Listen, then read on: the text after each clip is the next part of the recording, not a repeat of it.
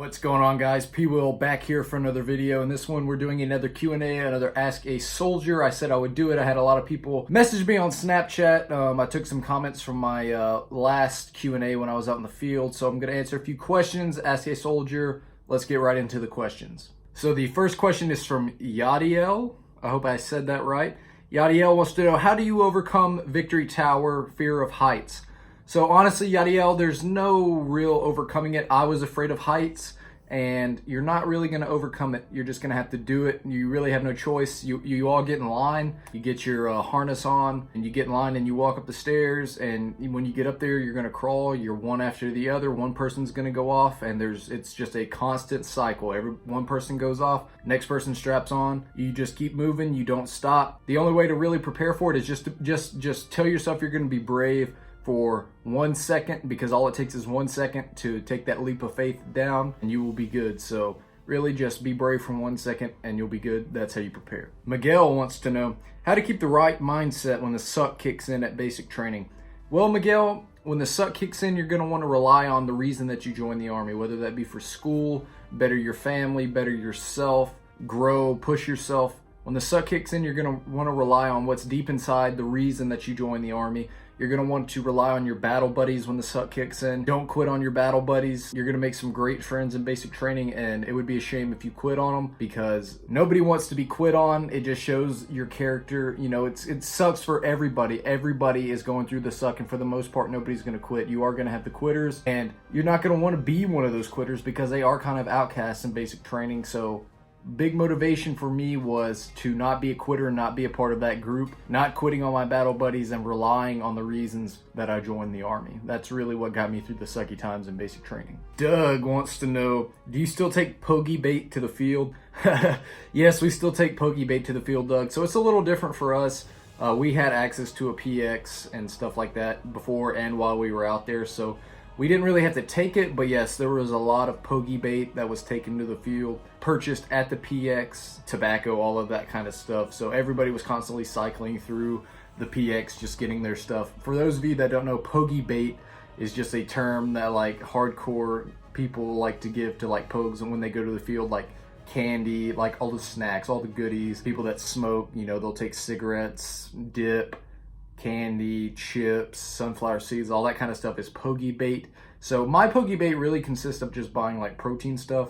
I'll buy some chicken and stuff from the PX and protein powders and monsters. So that's my POGey Bait, but yes, I did spend quite a bit on POGey Bait in the field just to keep me going. Linda wants to know, as a 35 Fox, how often do they let you keep your phone? So I'm guessing you're assuming an AIT, but I'll talk about AIT and basic training. So as a 35 Fox and AIT, you get to keep your phone. They never take it away from you, but you can't have your phone on you during the duty day. So you're gonna get up, you're gonna go to PT, you're not gonna have your phone on you, get off from PT. You can have your phone while you're in your barracks room getting ready for the day.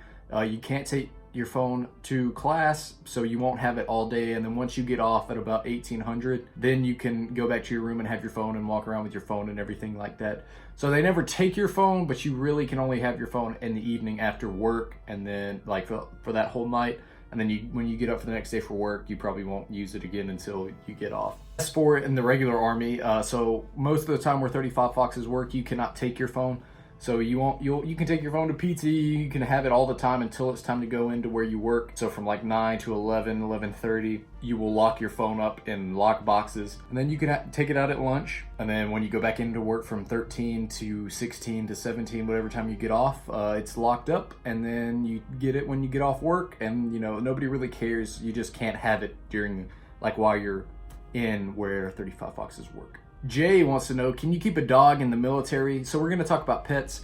You can have pets in the military, but you can't have pets if you live in the barracks. So if you're lower enlisted, single, and live in the barracks, you cannot have a pet. I think you can have like, there's certain regulations at, you know, and it kind of depends on the barracks. Some barracks allow you to have like turtles or fish, stuff like that, but you can't have a dog or cat in the barracks. Once you're married, or if you come in the Army married and you live on post housing or off post, you can have a dog, you can have whatever you want, and your significant will have to take care of them while you're in the field or deployed, so you will have to do some forward thinking. But yes, if you live in a house, you can have a pet. Destiny wants to know, when you get back from the field, is it just business as usual, or do they give you a few days off before you go back to work? So Destiny, it kind of depends. It depends on the situation. Sometimes when we get back, they'll give us time off. So we didn't really get time off when we came back from the field this time, but so we came back during a weekend, so we just worked through the weekend, the rest of the week, and then we had a 4-day weekend, so they just gave us that 4-day weekend, and that's our time off, you know. But it really depends. Sometimes we come back from the field and we just got to keep grinding. We've got to download our vehicles and get everything back and